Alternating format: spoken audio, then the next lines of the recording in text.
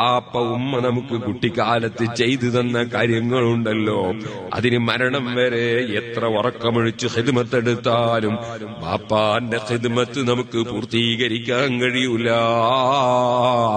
അതുകൊണ്ടാണ് ഖുർആൻ മാതാപിതാക്കളെ മനസ്സിന് വിഷമമുണ്ടാക്കുന്ന ഒരു അക്ഷരം പോലും സംസാരിക്കരുത്. ലാ തഖുൽ ലഹുമാ ഉഫിൻ വലാ തൻഹറുഹുമാ.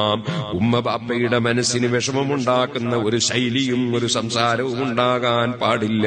വഖുൽ ലഹുമാ ഖൗലൻ കരീമാ. വളരെ വിനയത്തോടെ താഴ്മയോടെ മാന്യമായി മാത്രമേ അവരോട് സംസാരിക്കാവൂ. ഉമ്മ നമ്മളോടൊരു കാര്യം പറയുമ്പോ എന്നെ കൊണ്ടാവില്ല, എന്നോട് പറയണ്ട, ഇത്തരം വാചകങ്ങളൊന്നും എന്റെ പ്രിയപ്പെട്ട മക്കള് പറഞ്ഞേക്കരുതേ. അവരോടുള്ള കടപ്പാട് വലുതാണ്, അത് നമുക്ക് തീർക്കാൻ